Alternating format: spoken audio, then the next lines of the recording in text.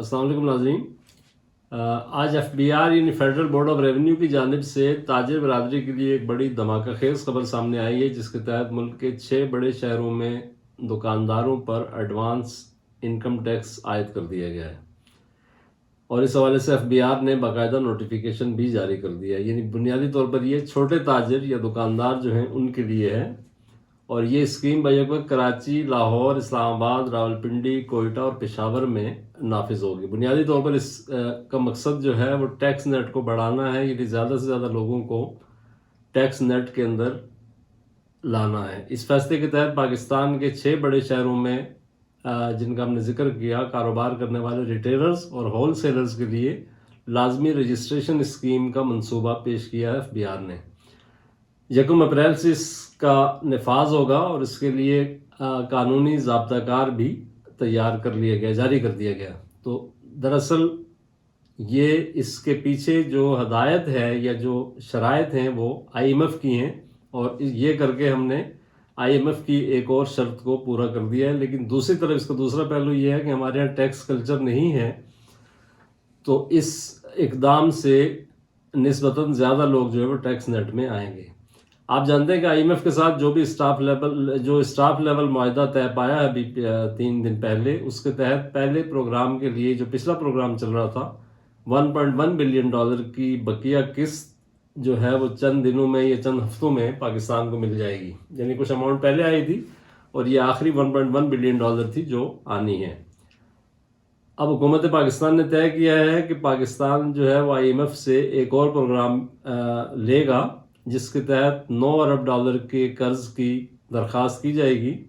हुकूमत का ये ख्याल है कि चूँकि तकरीबन 3 साल तक ये प्रोग्राम चलेगा, तो इस दौरान एक तो IMF से कर्ज की रकम आएगी और दूसरा IMF को देखकर जो दीगर फाइनेंशियल इदारे हैं, मालियाती इदारे, ये दोस्त ममालिक हैं, वो भी कर्जे और इन्वेस्टमेंट की मद में जो है वो रकम देंगे। IMF का जो कर्जा है वो एक तरह की गारंटी की हैसियत भी रखता है, जिसकी बुनियाद पर दीगर मालियाती इदारे और मुल्क आपके साथ डील करने के लिए तैयार हो जाते हैं। तो इस तरह इस एक हैवी अमाउंट मुल्क के अंदर आती है और उससे पॉलिटिकल अपना माशी जो इस्तेहकाम है वो आता है। मगर ये माशी इस्तेहकाम जो है वो एक महंगाई की सूरत में एक खौफनाक सुनामी भी लाता है, यानी इसकी कीमत जो है वो आम आदमी को अदा करनी पड़ती है। दूसरी तरफ IMF बड़ी बेरहमी के साथ ये कीमत वसूल करता है, क्योंकि जाहिर है वो एक आलमी साहूकार है जिसको अपने कर्जे की वापसी से सरोकार होता है। वो एक तरह की ज़मानत उसे दरकार होती है और उसके लिए कर्जे की वापसी के लिए वो खुद ही आपको रास्ते बताता है कि भाई चूँकि आपकी गवर्नमेंट खुद कुछ कर नहीं रही, आप इंपोर्ट्स आपकी बढ़ रही हैं, एक्सपोर्ट्स नहीं है, जो बुनियादी हमारा फाइनेंशियल इशू है वो ये है। तो ये मसाइल अपनी जगह हैं, लेकिन उन्हें हर तरह से हर सूरत में रकम चाहिए होती है। अब वो कहीं टैक्स लगा कर, कहीं बिजली की कीमत बढ़ा कर, कहीं पेट्रोल महंगा करके उस पर GST लगा कर, तो वो ये कहते हैं कि आप इस तरह से अपने लूप होल्स ख़त्म करें, टैक्स चोरी कम करें और हमें हर सूरत में कर्ज की वापसी और बरवक्त वापसी यकीनी बनाएं। तो ये उस तरफ एक कदम है और देखना यह है कि दुकानदार इस पर क्या रद्द-ए-अमल ज़ाहिर करते हैं, ताजिर बरादरी का रिएक्शन क्या होता है। इब्तदाई तौर पर तो उन्होंने इसको बिल्कुल आउटराइटली रिजेक्ट कर दिया है, मुस्तरद कर दिया है। उन्होंने कहा कि जी हम इस पे FBR का घेराव भी करेंगे और एहतजाज भी करेंगे। आप ये जानते हैं कि इस तरह की जो अटैम्प्ट है इससे पहले भी की जा चुकी है, लेकिन ये हर बार हुकूमत को नाकामी का सामना करना पड़ा। इससे पहले परवेज़ मुशर्रफ के दौर में ये सिलसिला शुरू हुआ था, यानी ये एक अटैम्प्ट की गई थी दुकानदारों पर बराह रास्त टैक्स लगाने की, वो नाकाम हुई। उसके बाद दूसरी अटैम्प्ट हुई, फिर तीसरी शायद पिछली नवाज शरीफ के दौर हुकूमत में हुई थी, बल्कि PTI की हुकूमत में भी ये कोशिश हो चुकी है। और उस दौरान जो है वो ताजिरों ने मुल्कगीर एहतजाज किया था, पूरा फैज़ाबाद पे बल्कि धरना कई दिन चला था। तो अब देखना ये है कि इस बार हुकूमत को कितनी पजीराई मिलती है या वो ताजिरों को किस हद तक कायल करने में कामयाब होती है।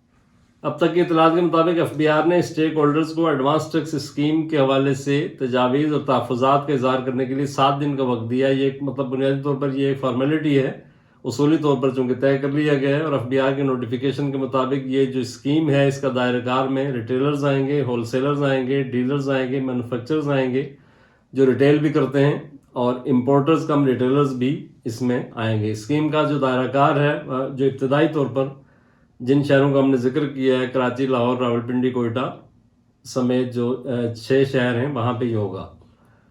اور اس اسکیم کے تحت ہر تاجر پر ہر مہینے کی 15 تاریخ تک ماہانہ ایڈوانس انکم ٹیکس جو ہے اس کو ادا کرنا ہوگا اور اس کا پابند ہوگا. اگر تاجر کی آمدن انکم ٹیکس کی سطح سے کم ہوگی تو اس کو سالانہ 1200 روپے بطور انکم ٹیکس ادا کرنے ہوں گے. یعنی آپ کو ٹیکس بہر صورت ادا کرنا ہے. وقت سے پہلے مکمل انکم ٹیکس ادا کرنے والے تاجروں کو کے لیے وہ ایک انسینٹیو بھی دیا گیا ہے کہ ان کو انکم ٹیکس میں 25% کی رعایت دی جائے گی. اور تمام سرگرمیاں جو ہیں وہ ایک علیحدہ کمپیوٹرائز سسٹم کے تحت ہوں گی. یعنی باقاعدہ ایک سسٹم بنایا جائے گا، ایک اس کا میکنزم ہوگا. یہ کہ رینڈملی نہیں ہوگا کہ جی آپ نے کسی نے دیا اور کسی نے نہیں دیا. ٹیکس کا تعین جو ہے وہ تجارتی جو مقام ہے آپ کا، یہ جو وینیو ہے اس کے سالانہ کرائے کی بنیاد پر طے کیا جائے گا. تو یہ اس کا میکنزم ہوگا. مبصرین کا یہ کہنا ہے کہ یہ اسکیم حکومت کے لیے ایک اس کا جو پولیٹیکل ول ہے، یہ سیاسی عزم جس کو کہتے ہیں، اس کا بھی ایک ٹیسٹ کیس ہے